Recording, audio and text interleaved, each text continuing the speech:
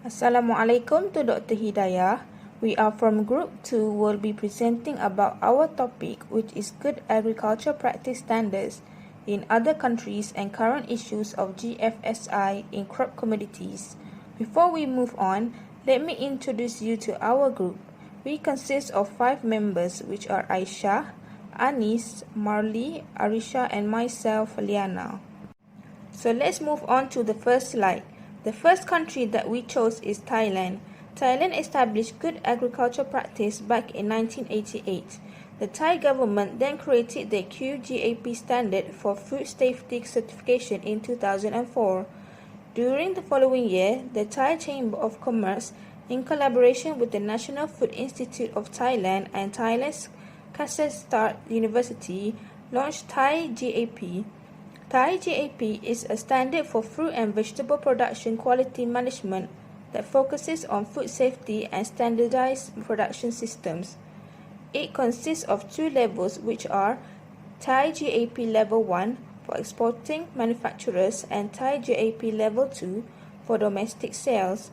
Furthermore, GAP is important because it is a set of guidelines for agricultural produce management, including seed preparation, planting, maintenance, harvesting, and post-harvest.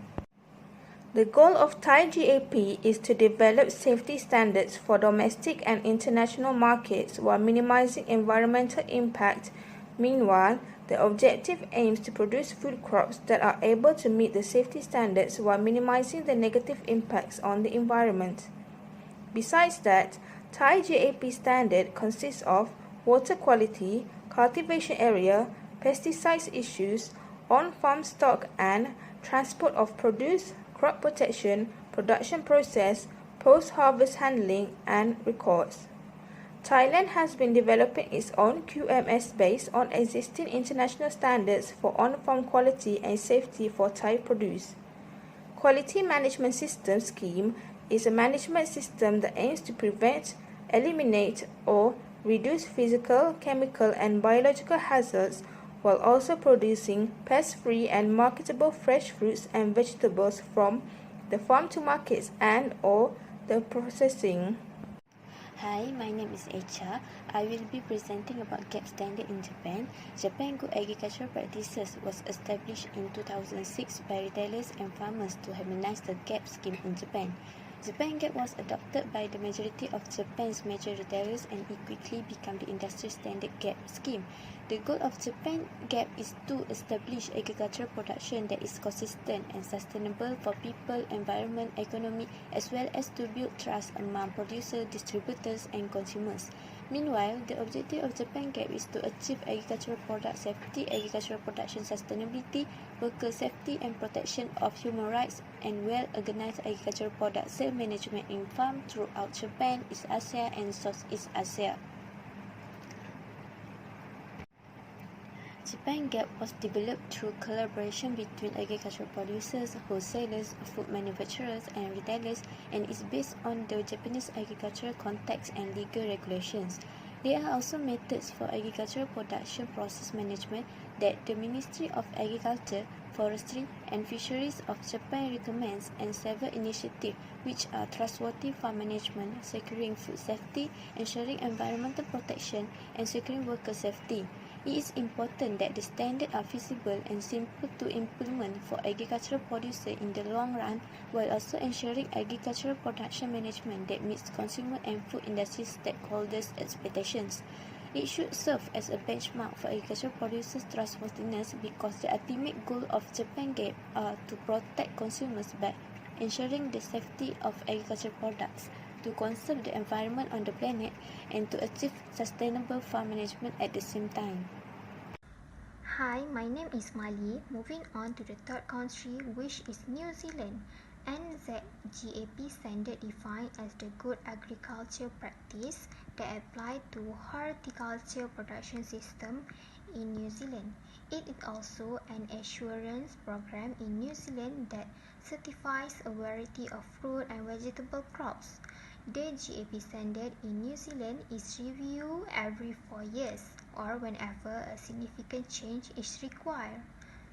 The most recent review, version 5.0 November 2009, introduced environment management requirements and guidance in the areas of production site management, including soil composition, nutrient management, and water management.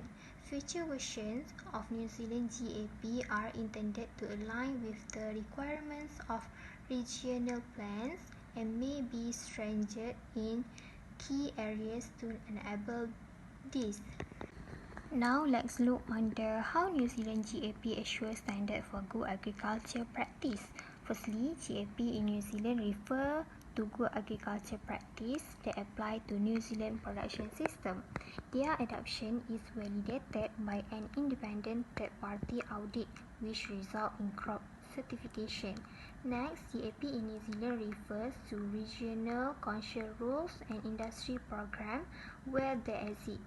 This means that there is already a link to regional control rule and a chance for control to recognize this evidence. Besides that, during the audit process, certified growers are required to provide a substantial amount of evidence of their practice. Record, certification, documentation, and observation must be included. Because of the discipline required to achieve and maintain this evidence over time, many growers have adapted an integrated quality system approach within their business. Last but not least, New Zealand GAP draw on industry guidelines such as Fertilizer Association of New Zealand Code of Practice for Nutrient Management and various soil conservation guidelines. The requirements for nutrition management plan are outlined in this code of practice. GAP audit in New Zealand cover these requirements. Hi, my name is Anis, and the last country that we chose to study about their GAP standard in crop commodity is Philippines. Philippine GAP is based on farm structure, environment and maintenance, farming practice and farm management standard that must be met. The Good Agriculture Practice or GAP approach us knowledge to address environmental, economic and social suitability for on-farm production and post-production processes, resulting in safe and healthy food and non-food agriculture products. Why Philippine GAP is established is because the regulatory dimension in Philippines promote and facilitates the Good Agriculture Practice certification program in order to ensure food safety and agriculture product quality while maintaining a high regard for environmental protection and worker health, safety and welfare. Besides that, it also aims to make it easier for Philippine agriculture crops to enter neighboring ASEAN market and other foreign market. Importance of GAP standard in Philippines is to promote farmer as a member of the national recognized list of vegetable farmer who are setting the benchmark for the production of safe and quality fruit and vegetable. Not only that, it also gives consumer the option of purchasing quality fruit and vegetable from traceable and certified source. Now I will be presenting about the Global Food Safety Initiative.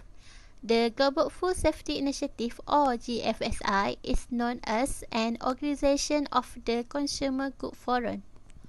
One among its main purpose is to benchmark existing food standards against food safety criteria and recognize those who meet the requirement outlined with the GFSI guidance document. Besides that, GFSI is coordinated by the Food Business Forum CIES, where it is currently a global food network made up from approximately 400 retailers and manufacturers worldwide. The food safety standard and their certification scheme are widely accepted throughout the globe as many organizations in the food industry are requested requesting that supplier achieve certification to one of the best market standard. Hi, I am Arisha, and the last topic that of our presentation is current issues of global food safety initiative. First and foremost, the current issues of GFSI consist of higher expectation for transparency. Consumers today are not only demanding more transparency from business, but they are also setting higher expectation for how business should demonstrate it. Consumers are no longer satisfied with products that are sustainably produced or responsibly made because the consumers are expecting to see the real data backing it up. Now, brands and retailers are beginning to deliver on this expectation.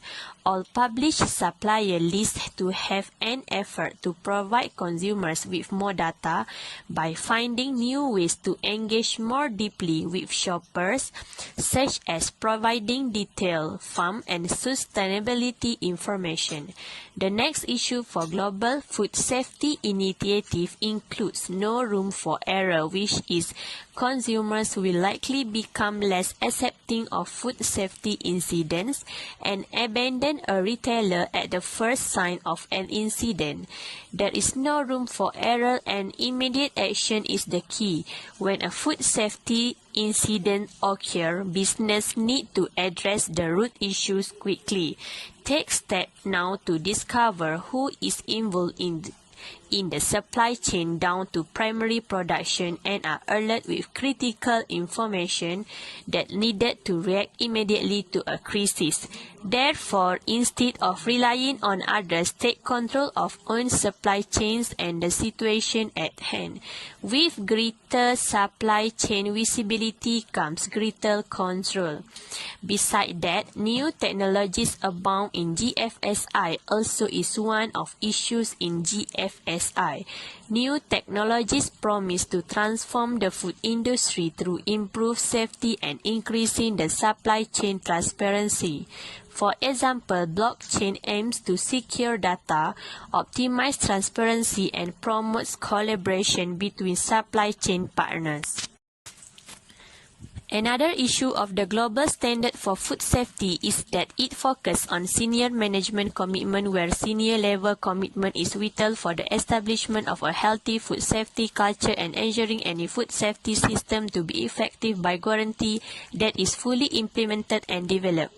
This section ensures the company works to well-documented systematic management system that form the basis for the product and process control necessary to produce safe product, meet consumer expectations, and ensure staff are trained.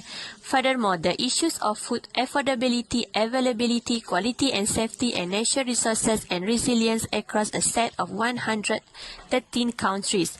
The index is a dynamic quantitative and qualitative benchmarking model made up of 59 distinct variables that track the factors that influence food security in both developing and developed countries. This evaluates a nation's vulnerability to the effect of climate change, its susceptibility to natural resource hazard, and how it is adjusting to this risk, all of which have an impact on the occurrence of food insecurity in that nation. Last but not least, there have been issues where GFSI contend with pandemic limitation. GFSI advocates the use of a food safety risk assessment and regarding the difficulty that certain places experience due to seasonality or ongoing constraint due to COVID-19. Before we end our presentation, here we attach together the evidence of group discussion. During 20 May 2020, we start off by discussing and dividing the task. All of us join the discussion through WhatsApp group and we share our thoughts and opinions. We then continue our discussion until we were able to finalize each task for each members. Two group members, which are Aishah and myself, Marley, we assigned to study about the gap standard in other countries. Each of us chose two countries, each which were Thailand, Japan, New Zealand and Philippines. On 21 May and 19 June 2021, we continue our discussion and share opinions. By 29 May 2021, we have submitted our writer report. That's all from us. Thank you so much to Dr. Hidayah for an amazing semester.